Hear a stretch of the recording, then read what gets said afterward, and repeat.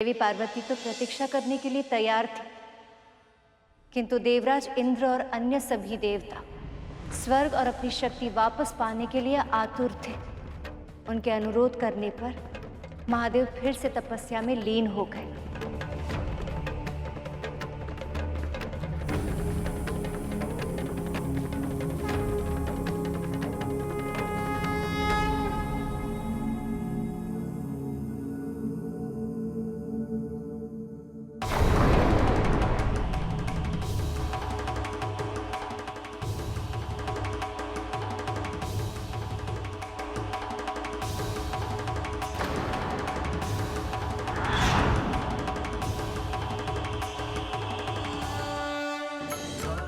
महादेव से प्रकट हुई उस ऊर्जा में इतना तेज था, इतना बल था कि सब उसे देखकर चकित हो गए।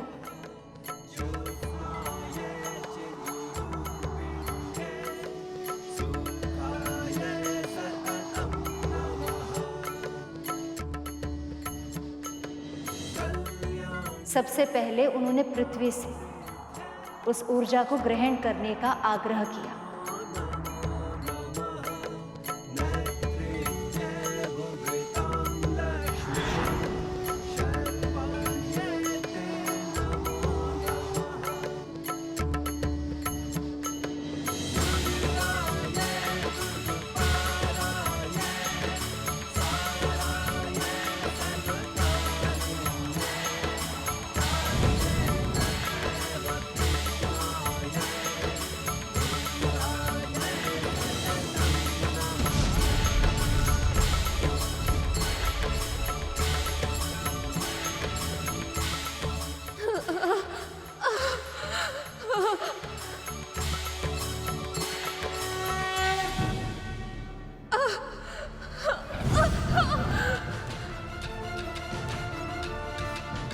जब पृथ्वी उसे नहीं सह पाई तो वायुदेव ने प्रयास किया। मेरा इस ऊर्जा को सहन कर पाना संभव है अग्निदेव। आप तो ताप के देवता हैं। आप ही इस ऊर्जा को संभाल सकते हैं। ले लीजिए।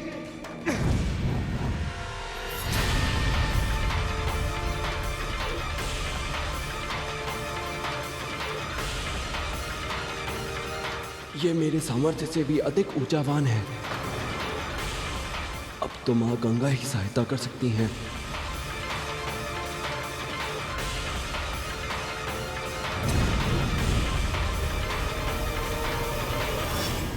पृथ्वी, वायु, अग्नि जब तीनों तत्व असफल हो गए तब उन्होंने उस ऊर्जा को जल में अर्थात देवी गंगा को सौंपना चाहा।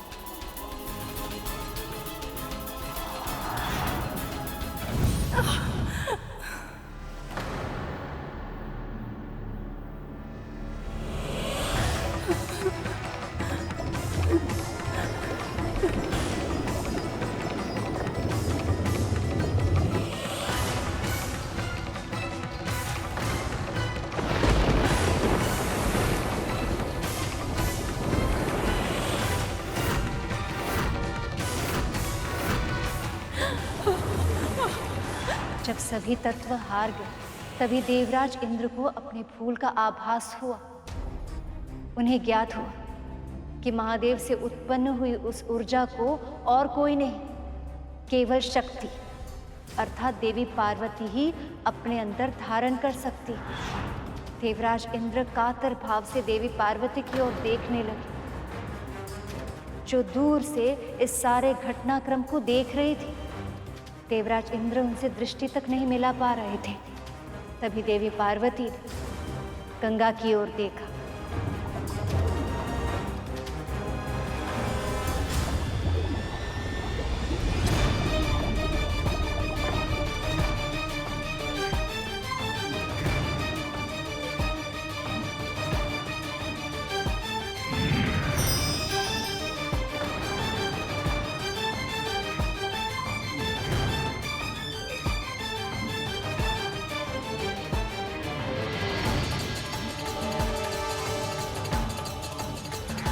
जिस सरकंडा घास पर वो ऊर्जा गिरी थी वो भी देवी पार्वती का ही एक सूक्ष्म रूप था। उस ऊर्जा के गिरते ही वहां 6 कृतिकाएं भी पहुंच गई।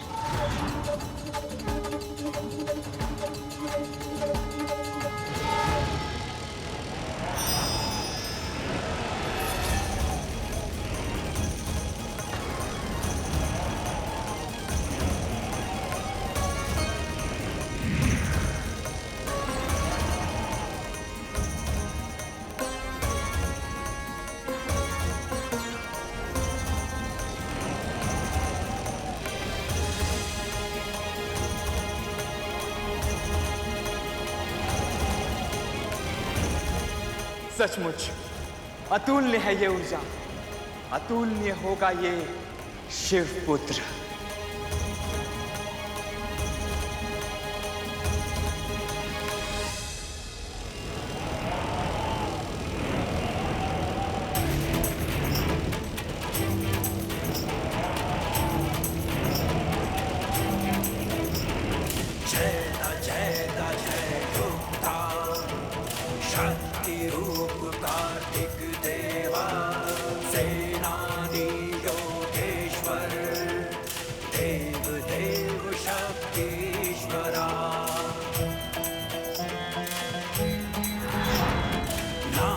अविनाशी महासेन काल रूप अग्नि भूता दंड पाणि शक्तिधरा सुब्रह्मण्यम कार्तिक देवा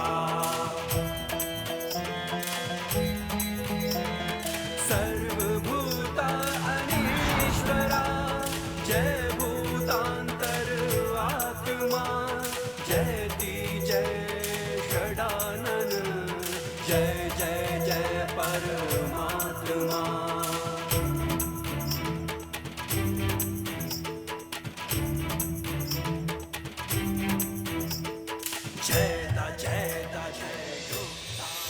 उन 6 कृतिकाओं ने उसका पालन पोषण करके उसे बड़ा किया, और जब उसका स्वरूप उन सबके सामने प्रकट हुआ तब उन्होंने उसे आशीर्वाद दिया।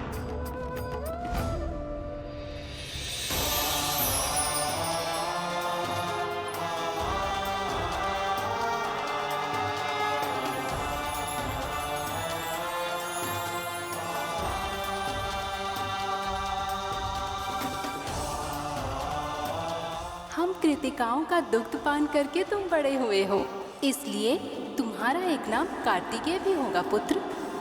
इसलिए तुम्हारा एक नाम कार्तिकेय भी होगा पुत्र।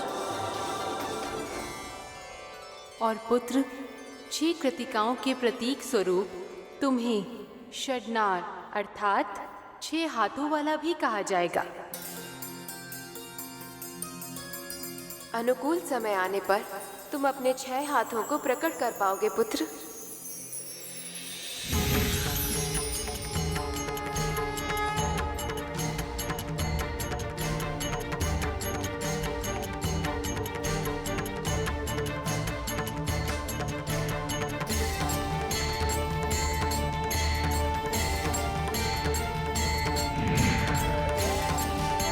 आप सब मेरी माँ हैं।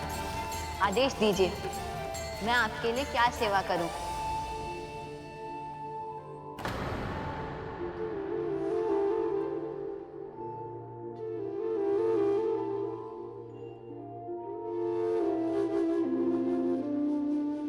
ना केवल इस पुत्र का जन्म मेरे बिना हुआ है, बल्कि इसने तो इन सभी 6 कृतिकाओं को मुझसे पहले ही माँ कहकर पुकार लिया है। क्या ये कभी भी मुझे माँ के रूप में स्वीकार कर पाएगा?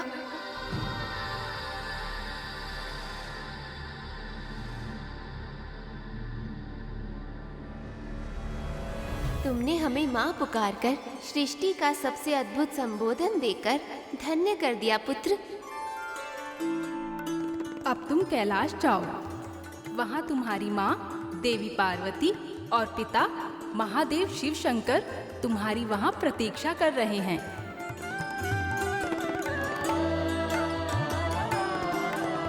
पुत्र, तुम वही करोगे जो वो कहेंगे। उनके आदेशों का पालन करना ही तुम्हारा धर्म है।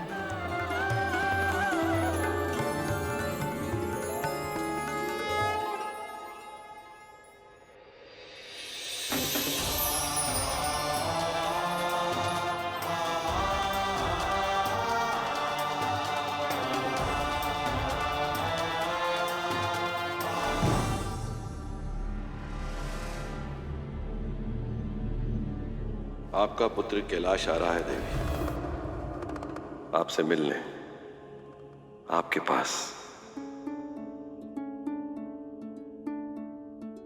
वो बालक है, अबोध भी है, जानता तक नहीं कि वो कौन है, उसका जन्म किससे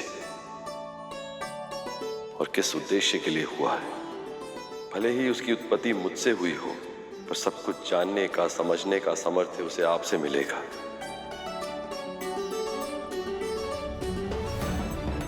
मां ही पहली गुरु होती हैं देवी। मां ही बालक का मार्गदर्शन करती, सीख, संस्कार और क्षमता प्रदान करती। मां ही भविष्य का आधार रखती, और यह अधिकार केवल आपका है, इसे आपसे कोई नहीं छीन सकता, मैं भी नहीं।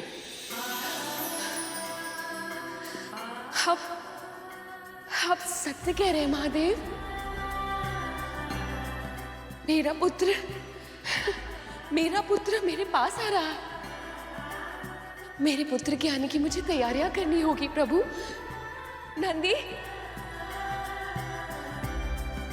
नंदी, श्रृंगी, मेरा पुत्र आ रहा है। मेरे पुत्र के आने की तैयारियां करनी होगी। ऐसा वातावरण करना होगा कि वो जिस ओर दृष्टि करे उसे बस मेरी ही ममता दिखाई दे। जाओ, उसके स्वागत की तैयारी करो, जाओ।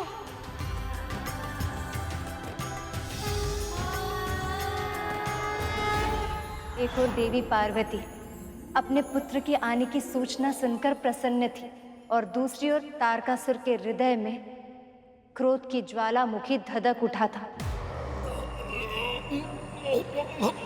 यह सत्य कैसे हो सकता है? स्त्री के योगदान के बिना संतान की उत्पत्ति कैसे संभव है? बोल। क्षमा असुरराज, मैं आपका तुच्छ सेवक हूँ। मैं नहीं जानता ये कैसे हुआ। बस इतना जान दो कि शिव स्वयं हैं। माता पिता के बिना ही वो कुछ भी कर सकते हैं। और तो और मैंने ये भी सुना है कि पार्वती कोई साधारण स्त्री नहीं है, आदि शक्ति का स्वरूप है। संसार में ऐसा कुछ भी नहीं है जो वो नहीं कर सकती। विरोधी की प्रशंसा कर रहा है दुर्बुद्धि।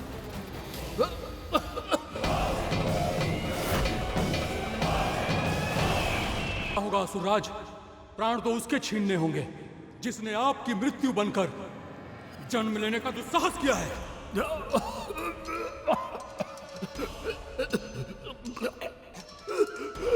परंतु हम उसकी हत्या कैसे कर सकते हैं? उसमें शिव का अंश है। नहीं असुरराज, नहीं। यदि आपकी आज्ञा हो तो मैं अपना सुझाव दूंगा। इस परिस्थिति में यही उत्तम होगा कि स्वर्ग लोग देवताओं को लौटा दें। हमें समय मिल जाए और भविष्य में हमें एक और वरदान। जिस तारकासुर को इंद्र, अग्नि, वायु, वरुण और देवताओं की पूरी सेना मिलकर भी पराजित नहीं कर पाई, उसे ये 10 वर्ष का बालक पराजित करेगा।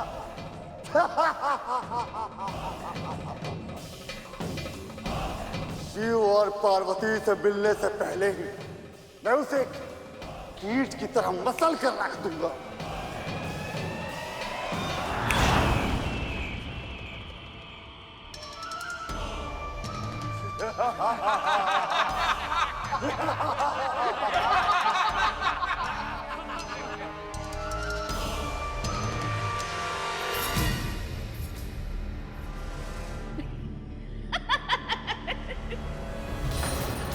उसके सामने इतना बड़ा संकट खड़ा था और वो मूर्ख तितलियां उड़ा रहा था।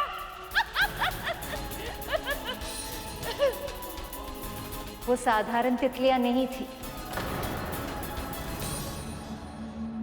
वो 5 मायावी असुर थे जिन्हें वरदान मिला था।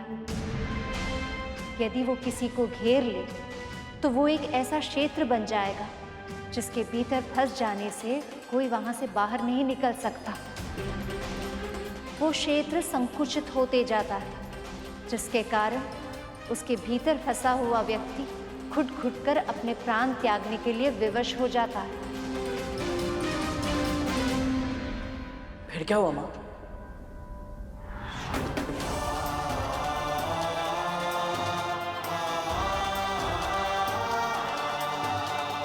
कैसे होंगे पिता महादेव? और माँ पार्वती, कैसा होगा कैलाश? अवश्य ही संसार का सबसे सुंदर स्थान होगा वो।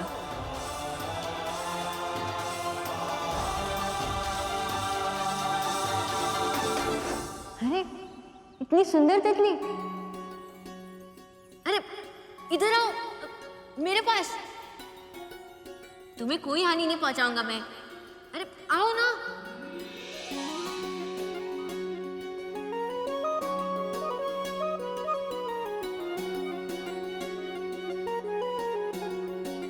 अरे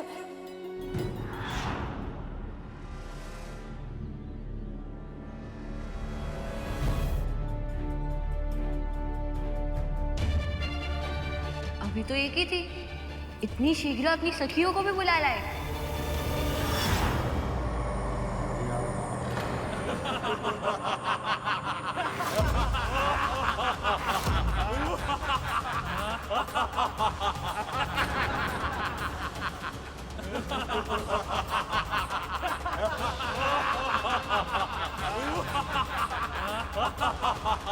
कौन हो तुम सब? और मुझे ऐसे क्यों घेर लिया है? हम बच्चा हैं और तुम हो हमारे आहार।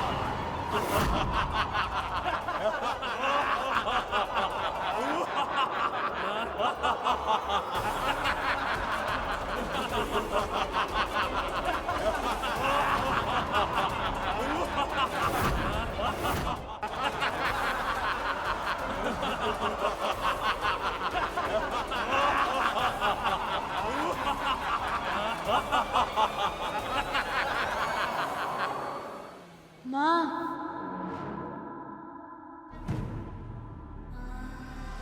पुत्र,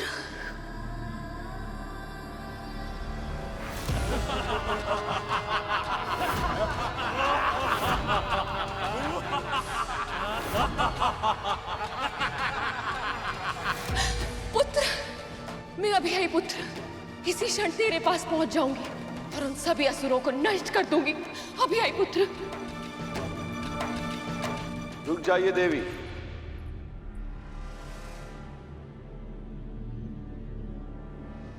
मत जाइए।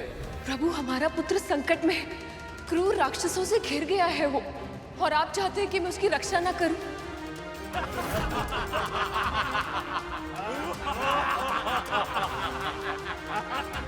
ऐसा आपदा के समय उसे कुछ हो गया तो? कार्तिकेय को देवताओं का सेनापति बनना है देवी, यही उसकी नियति है। सभी उसकी आयु को देखकर संशय में,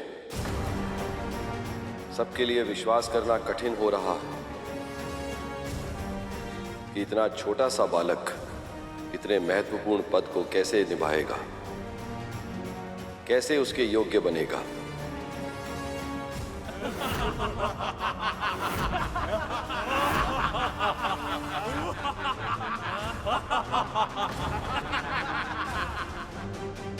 इसे आप आपदा समझ रही हैं, वो अवसर है हमारे पुत्र के लिए स्वयं को सिद्ध करने का अवसर, अपनी श्रमता, व्यक्तित्व की वीरता और स्वभाव की दृढ़ता का साक्ष्य देने का अवसर।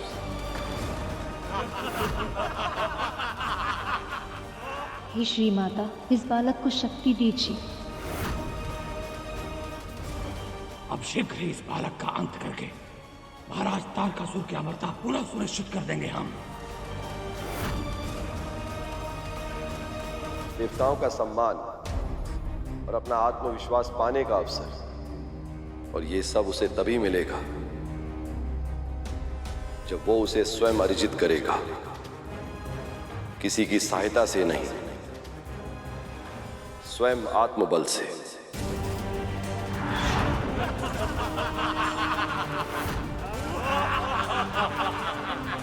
पांच असुरों की पकड़ से कोई माना तो क्या, यक्ष, किन्नर, गंधर्व यहाँ तक कि कोई देवता भी नहीं बच पाया है।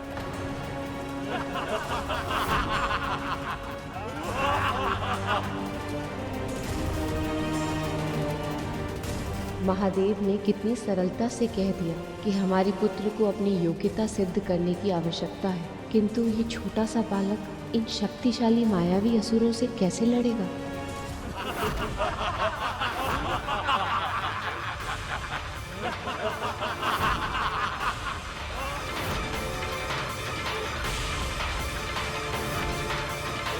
सही, पर है तो ये एक नन्हा अबोध सा बालक ही। अकेले इन पांचों का सामना कैसे कर पाएगा ये देवराज? मैं समझ नहीं पा रही महादेव, ये परीक्षा मेरी है या मेरे पुत्र की? मैं उसे जन्म भी नहीं दे पाई, उसे दुग्धपान भी नहीं करा पाई, और अब इस आपदा के क्षण में मैं उसकी सहायता भी नहीं कर सकती। स्वामी, यदि एक बिल्ली की संतान भी किसी संकट में फंस जाती है तो वो सींगनी की तरह उसकी रक्षा करने के लिए दौड़ जाती है। स्वामी, यह असुर दुष्ट है, क्रूर है, मायावी है। हम अपने पुत्र की रक्षा कैसे कर पाएंगे? यदि हमारे पुत्र को कुछ हो गया तो? कैसे होगा? आप केवल अपने पुत्र के तन से दूर हैं।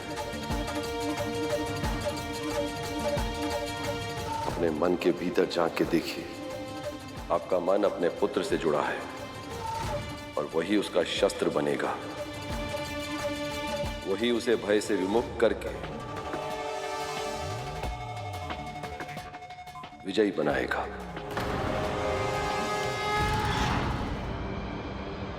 कैसी रहस्यमयी माया है ये? यहाँ से बाहर कैसे निकलूं मैं?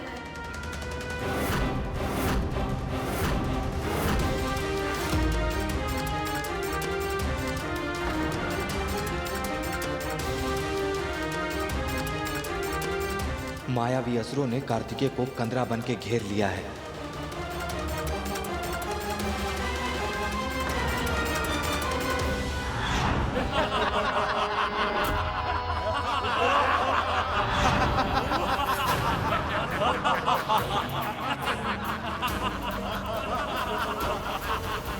अपनी मायावी शक्तियों से उन असुरों ने भ्राता कार्तिकेय को एक कंदरा में बंद कर दिया प्रभु।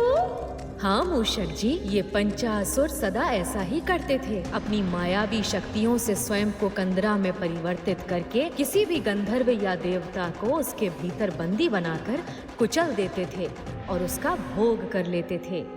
बालक, जिस किसी को भी स्मरण करना है कर ले, क्योंकि अब तू इस कंदरा से जीवित नहीं लौट सकता। बड़े बड़े देवता तो हमारी पकड़ में आने के बाद अपने प्राण बचा नहीं पाते, तू क्या बचाएगा बालक? बस कुछ ही क्षणों में तुझे घुटन का आभास होने लगेगा। तेरे पूरे तन से स्वेद बहेगा, हाथ पांव शिथिल पड़ जाएंगे, पलकें भारी पड़ जाएंगी, हृदय की गति धीमी पड़ जाएगी, और तू ऐसे गिरेगा ना बालक, ऐसे गिरेगा कि फिर कभी उठ नहीं पाएगा।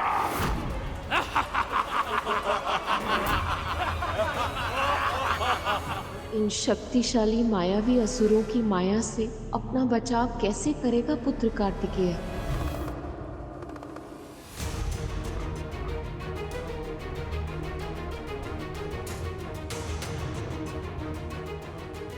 देवराज, अब तो बहुत समय हो चुका है। इस कंदरा रूपी क्षेत्र में न तो अब तक कोई ध्वनि सुनाई दी और ना ही यहाँ पर कोई उथल पुथल हुई है। कहीं ऐसा तो नहीं देवराज कि कार्तिकेय को कुछ हो गया? देवराज, वो तो मात्र 10 वर्ष का है। जिस क्षेत्र में फंसकर बड़े बड़े योद्धा अपने प्राण त्यागने के लिए विवश हो जाते हैं, वहां ये नन्हा अबोध सा बालक अपनी प्राणों की रक्षा कैसे कर पाएगा? कितने वर्षों तक इस बालक की प्रतीक्षा की थी। हमारी सारी आशाओं का केंद्र बिंदु था। कि ये एक दिन तारकासुर को पराजित अवश्य करेगा, पर ये क्या? ये तो उसके भेजे हुए राक्षसों में फंस कर रह गया है।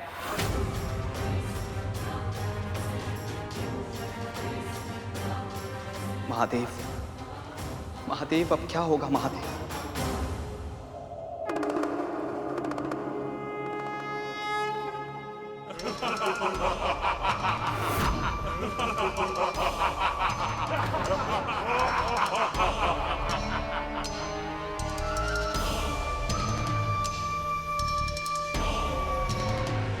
यही अवसर है पुत्र, तुम्हें अपनी योग्यता प्रमाणित करने का।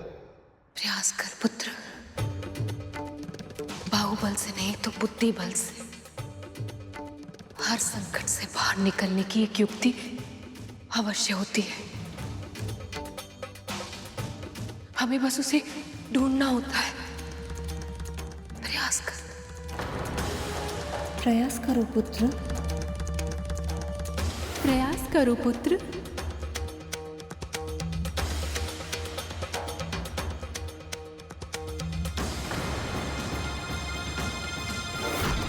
अब इन पाछू को पाठ पढ़ाता हूँ।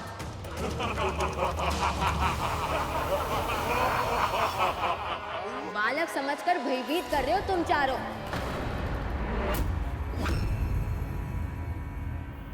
मूर्ख, बालक ही तो है तू। इसमें इतना समझने की आवश्यकता ही क्या है?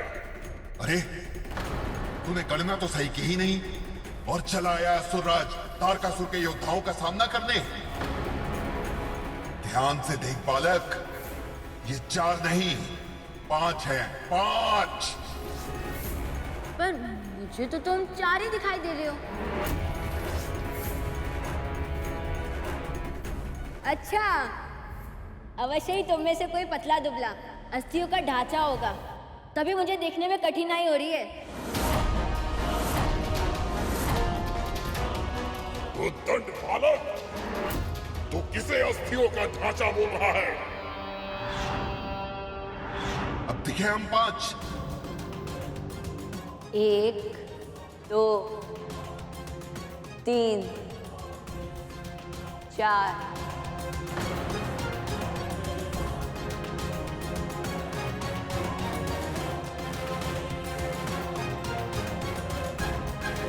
और 5वां मैं।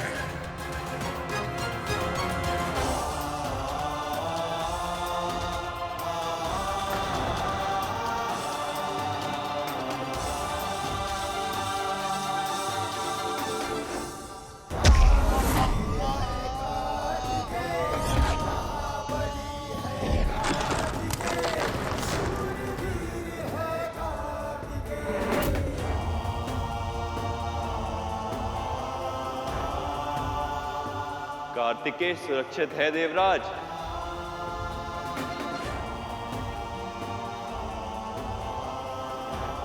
अब आपको विश्वास हुआ देवी कि आपका पुत्र कितना सक्षम है और सामर्थ्यवान भी। अब तो आप ठीक है पार्वती? अभी भी संकट टली नहीं है प्रभु। देखिए, अभी भी 4 असुरों से घिरा हुआ है हमारा पुत्र।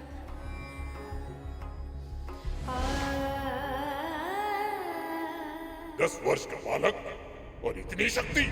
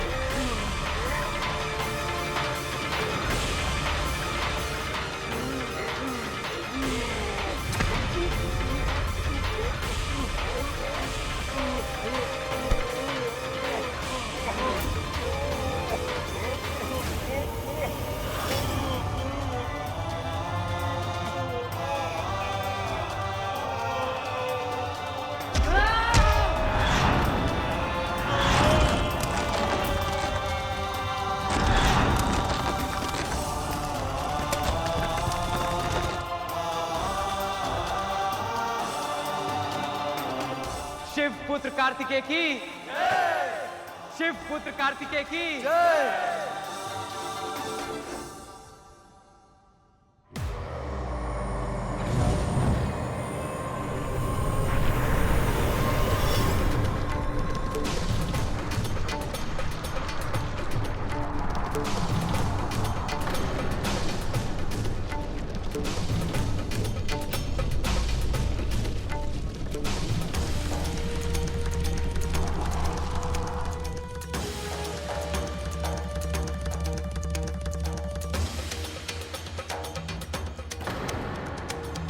देवराज, ये क्या?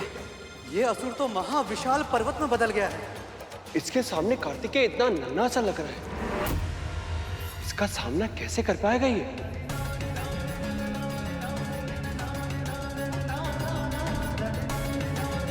इतने बड़े पर्वत को पार कैसे करेगा मेरा पुत्र?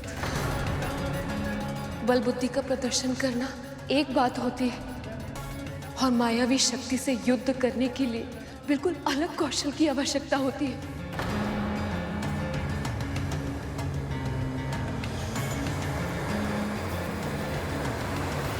कोई भी पर्वत इतना बड़ा नहीं हो सकता कि एक पुत्र को उसके माता पिता से मिलने से रोक पाए। यदि तुमने मेरा मार्ग अपने आप नहीं छोड़ा तो मैं तुम्हें हटा दूंगा असुर, तो मैं तुम्हें हटा दूंगा असुर, तो मैं तुम्हें हटा दूंगा असुर।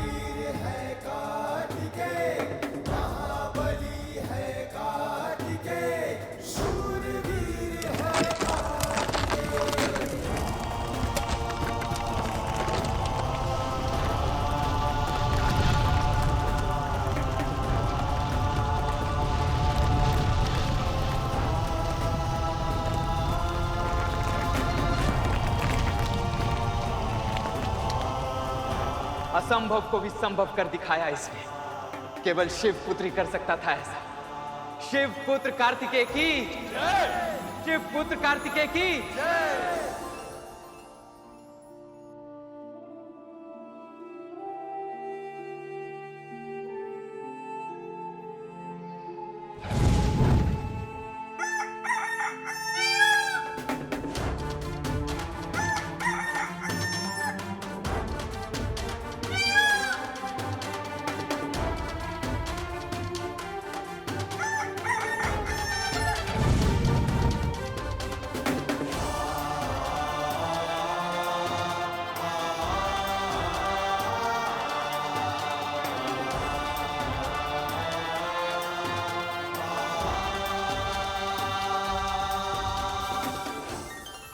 पिछले जन्म में बुरे कर्मों के कारण हम दोनों असुर बन के जन्मे थे, परंतु अब हम अपना पूरा जीवन आपकी सेवा में समर्पित करना चाहते हैं प्रभु।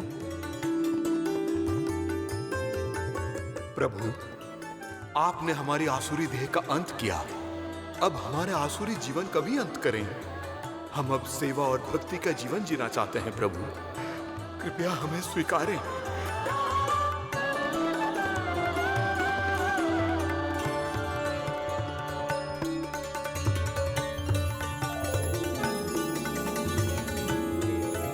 मोर, अब से तुम मेरे वाहन के रूप में जाने जाओगे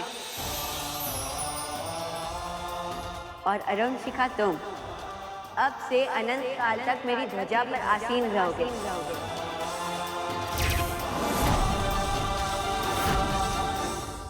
अच्छा, तो इस प्रकार मोर प्रभु कार्तिकेय के वाहन बने।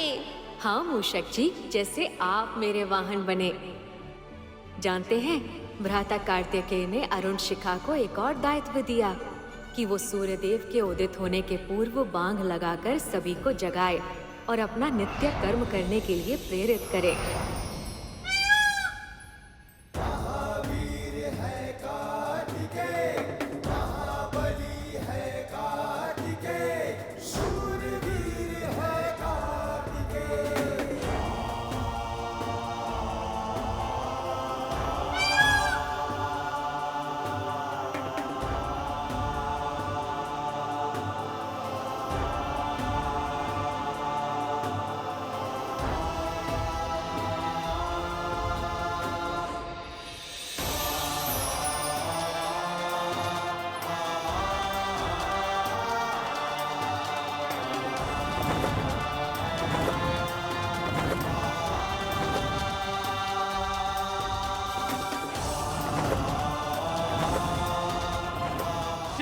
कार्तिकेय की, शिव पुत्र कार्तिकेय की, शिव पुत्र कार्तिकेय की। इसी कारण कार्तिकेय को नया नाम मिला, मुरुगन। देवराज इंद्र और सभी देवताओं के सामने उन्होंने अपने सामर्थ्य को सिद्ध कर दिया था। उन्हें यह विश्वास हो गया कि कार्तिकेय ही वो अतुलनीय योद्धा है जो तारकासुर का संहार करेंगे। सभी उन्हें सृष्टि के रक्षक के रूप में देख रहे हैं। शिवपुत्र कार्तिकेय के जय जयकार के नारे वायुमंडल में गूंज रहे, किंतु तब कोई ऐसा भी था जिसके मन में प्रसन्नता नहीं, आशंका छाई हुई। शिवपुत्र कार्तिकेय की, शिवपुत्र कार्तिकेय की, शिवपुत्र कार्तिकेय की, शिवपुत्र कार्तिकेय की, शिवपुत्र कार्तिकेय की।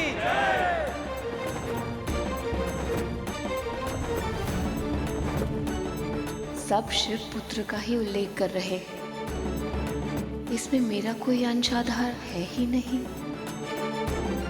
शिवपुत्र कार्तिकेय की, शिवपुत्र कार्तिकेय की, शिवपुत्र कार्तिकेय की, शिवपुत्र कार्तिकेय की।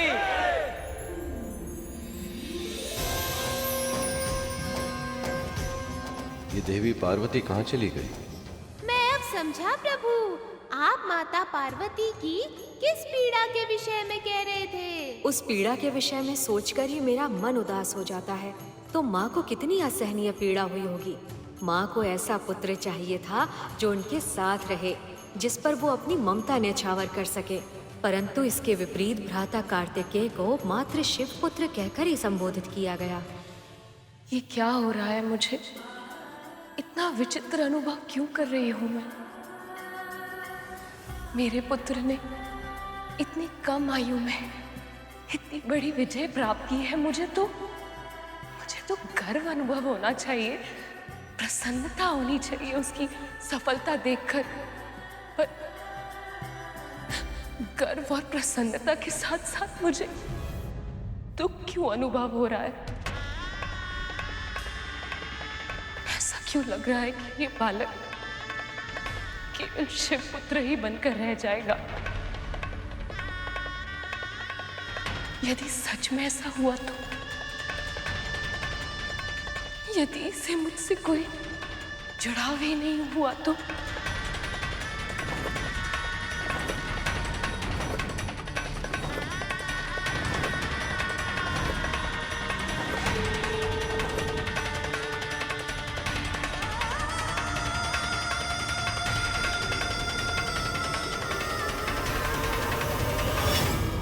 परिस्थितियों में तो संतान का सबसे पहला संबंध उसकी माँ से होता है। यदि उसने मुझे अपनी माँ के रूप में अस्वीकार कर दिया तो?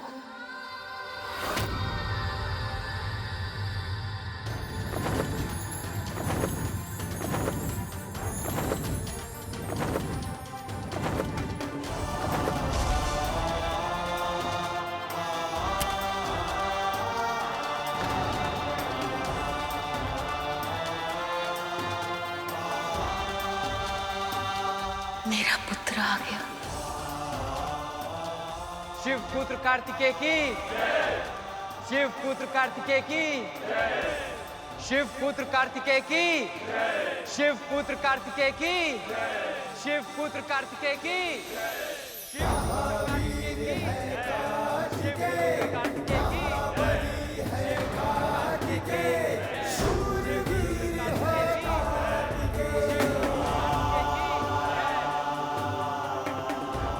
केवल शिवपुत्र?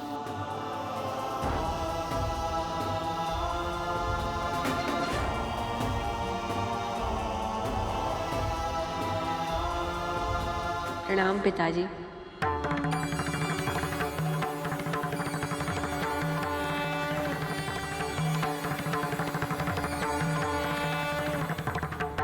कीर्तिमान भव पुत्र।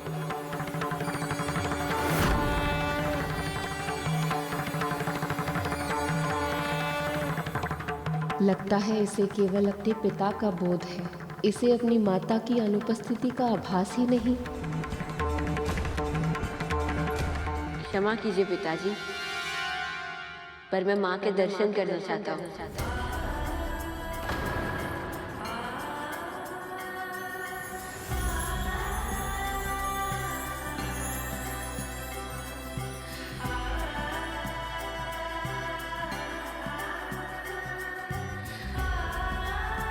अवश्य पुत्र, अवश्य।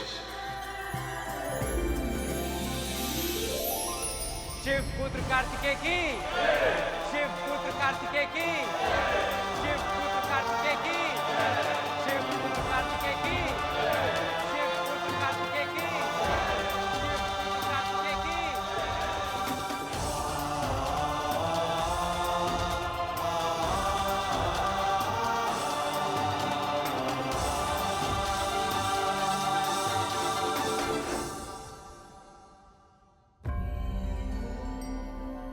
मन तो करता है कि तुझे गले लगाकर अपनी सारी ममता की वर्षा तुझ पर कर दूं, किंतु क्या मेरा वो अधिकार तुझ पर है?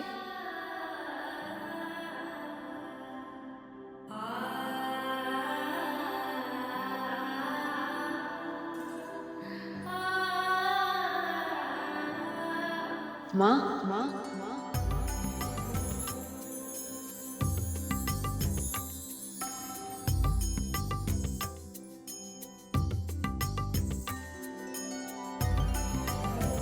क्या हुआ माँ?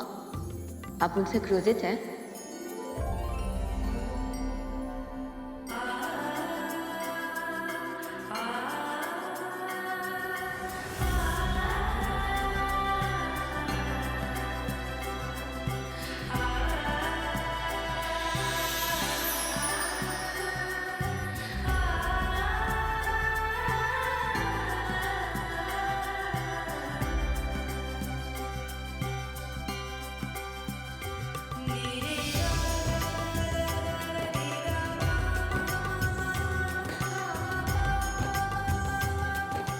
आप बिल्कुल वैसी ही दिखती है जैसी मैंने कल्पना की थी।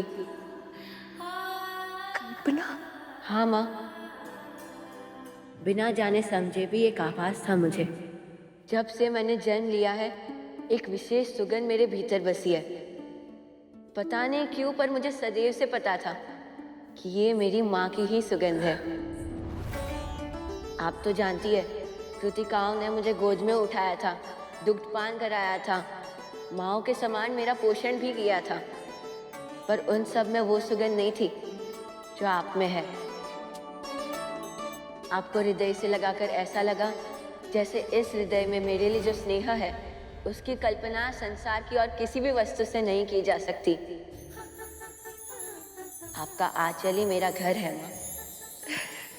पुत्र, ऐसे तो मैं सारे जगत की जननी हूँ, पर आज तूने मुझे सच में माँ बना दिया पुत्र, सच में।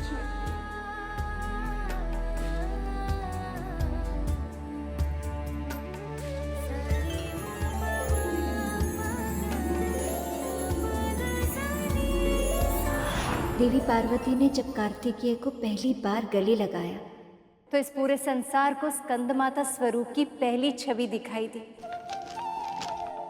तब सबको आभास हुआ कि माँ के बिना पुत्र की रचना तो क्या, कल्पना करना भी असंभव है। यदि कार्तिकेय में शिव का अंश था तो उसे धारण करने वाली सरकंडा घास भी देवी पार्वती का स्वरूप था। और ये बात वो छोटा सा बालक भी जानता था, और वो छोटा सा बालक उस सुगंध को अच्छे से पहचानता था। यहाँ एक ओर कार्तिकेय के आने के कारण पूरे कैलाश में प्रसन्नता छाई थी, तो वहाँ दूसरी ओर तारकासुर के नगरी में उथल पुथल मची हुई थी।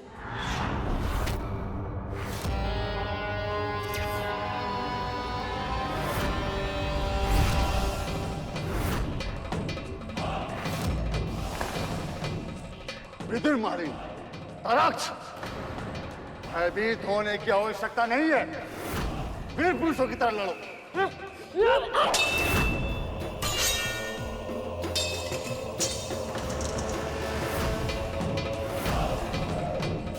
ऐसे रक्षा करोगे मेरे साम्राज्य की? हाँ? ऐसे संहार करोगे अपने शत्रुओं का?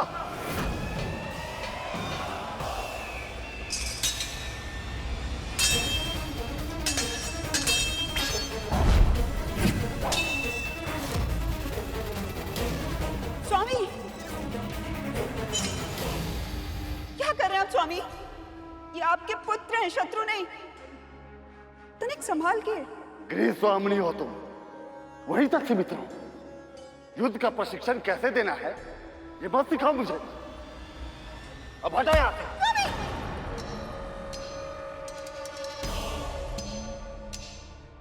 माँ, आप करछी और चूल्हे के भाव समझने तक ही सीमित रहिए।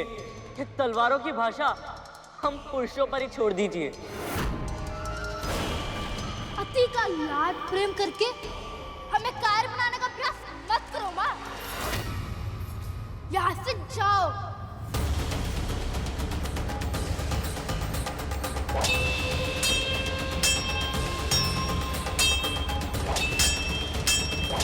महाराज, महाराज, एक अशुभ समाचार है। पंचा मारे गए और वो बालक सुरक्षित कैलाश पहुंच गए। स्वामी, स्वामी, ये अनिष्टता का संकेत है। स्वामी, अभी भी समय है। आप शांति वीरता का संदेश भेज दीजिए। यदि शिवपुत्र ने आक्रमण कर दिया तो सब नष्ट हो जाएगा स्वामी। समाचार के साथ साथ तुम्हारी वाणी भी अशुभ थी। इससे पहले कि मेरा कोई अनिष्ट हो, मैं उस बालक को ही नष्ट कर दूंगा। ताराक्ष, जाओ और पता लगाओ देवता कौन सा षड्यंत्र रच रहे हैं। जाओ। हे माँ, स्वामी मेरे पुत्र को मृत्यु के मुख में भेज रहे हैं। इसकी रक्षा करना माँ। शिव पुत्र कार्तिकेय की, शिव पुत्र कार्तिकेय की, शिव पुत्र कार्तिकेय की, शिव पुत्र कार्तिकेय की, शिव पुत्र कार्तिकेय की। ये स्थान उचित है, यहाँ से अच्छी दृष्टि रख पाऊंगा मैं। कौन क्या कर रहा है और कौन क्या कह रहा है। संतान का पहला नाता उसकी माँ होती है। वही पिता से और सारे संसार से उसकी पहचान करवाती है।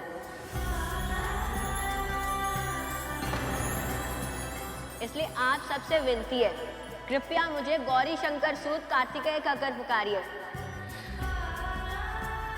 यदि आप मेरे पिता से भी पहले मेरी माँ का नाम लेंगे तो मुझे अच्छा लगेगा।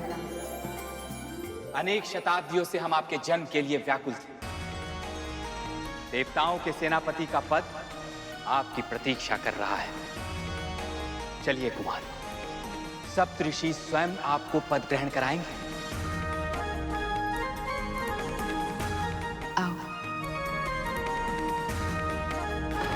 गौरी शंकर सूत कार्तिकेय की, गौरी शंकर सूत कार्तिकेय की। मुझे शीघ्र ही पिताजी को ये सूचित करना होगा कि सभी देवता इस शिव पुत्र की प्रशंसा तो कर रहे हैं, किंतु ये इस योग्य लग तो नहीं रहा। गौरी शंकर सूत कार्तिकेय की, गौरी शंकर सूत कार्तिकेय की, गौरी शंकर सूत कार्तिकेय की।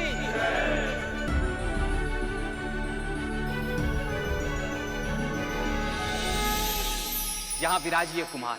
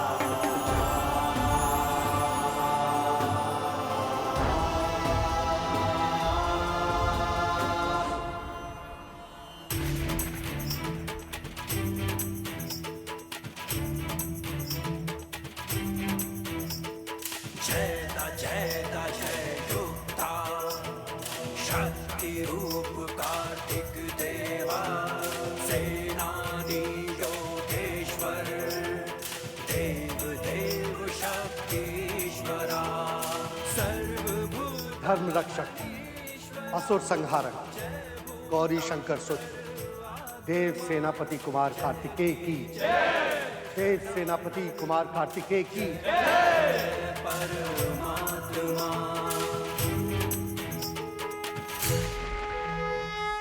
मैं आप सभी देवताओं से आग्रह करता हूं कि आप अपने सेनापति को अपने अपने अस्त्र भेंट कीजिए।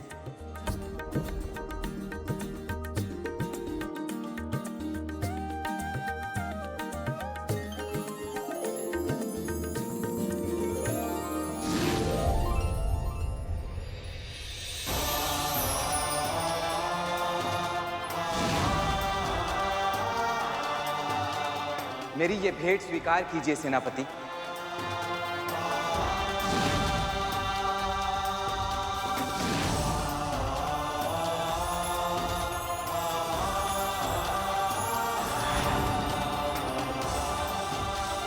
अब आप जब भी स्मरण करेंगे तो मेरा ये विशेष अस्त्र आपकी सेवा में समर्पित हो जाएगा।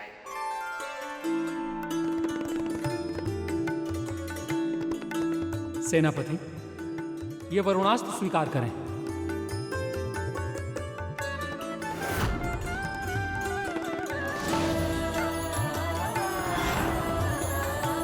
सेनापति जी, मेरा ये अग्नि अस्त्र स्वीकार कीजिए।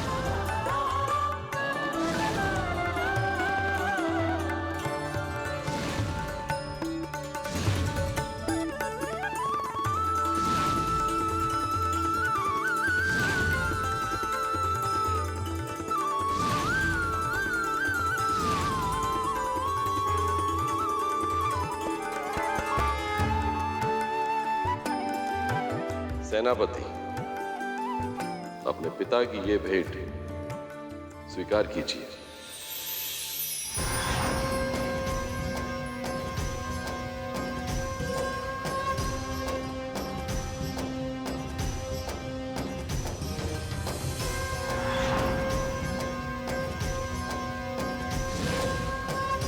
मेरे शक्ति के प्रतीक के रूप में ये शूल सदैव तुम्हारे साथ रहेगा पुत्र।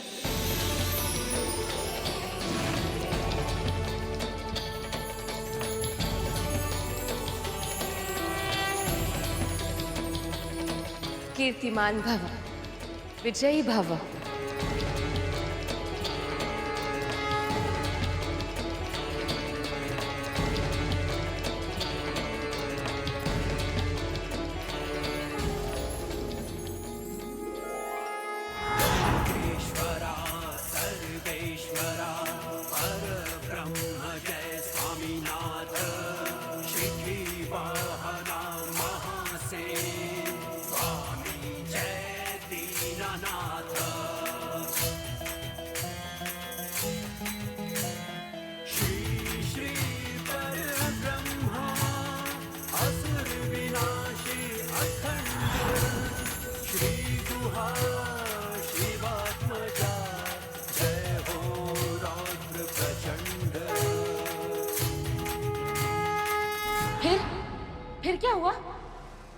सूचना मिलने के बाद तारकासुर ने देवताओं पे आक्रमण किया।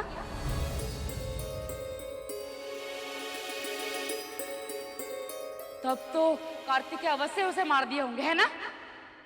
इतनी शीघ्र नहीं। देवता तो युद्ध करने के लिए आतुर थे, पर देवी पार्वती ने उन सबको रोक लिया। अब हमें आपका साथ प्राप्त हो गया है, तो हमारा विश्वास और भी बढ़ गया है। अब तारकासुर का अंत अवश्य होगा। अब हमें और समय व्यर्थ नहीं करना चाहिए सेनापति। आप शीघ्र ही आक्रमण का आदेश दें। नहीं,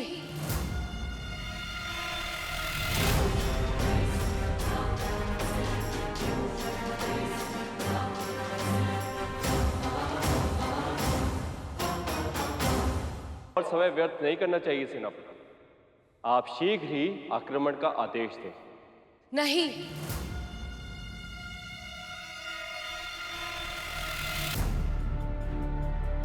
माँ, आपको मुझ पर विश्वास नहीं है कि मैं युद्ध जीत पाऊंगा?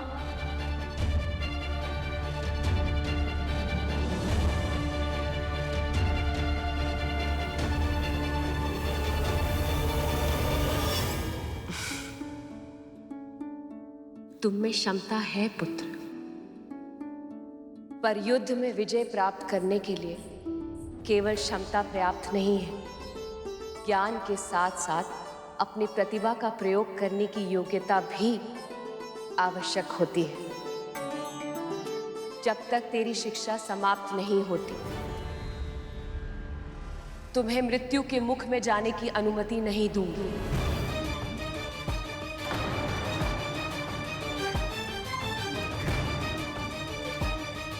पर मां, शिक्षा दीक्षा में तो समय लग जाएगा, और तब तक तारकासुर का आतंक पूरे संसार में इसी तरह व्याप्त होता रहेगा। अब तक तो उसे ये सूचना भी मिल गई होगी कि आपके और महादेव के पुत्र का जन्म हो चुका है, और ये सुनकर वो और भी अधिक व्यग्र हो गया होगा। देवराज इंद्र ठीक कह रहे हैं देवी। अनेक वर्षों से ये संसार उसके अन्याय की अग्नि में जल रहा है।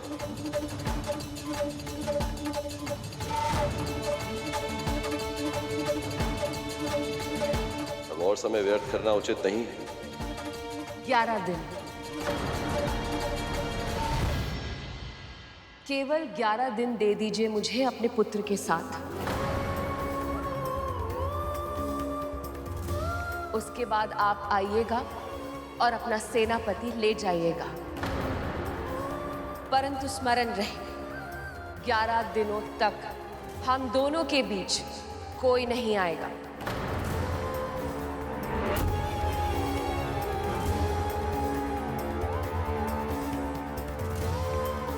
ऐसा ही होगा देवी।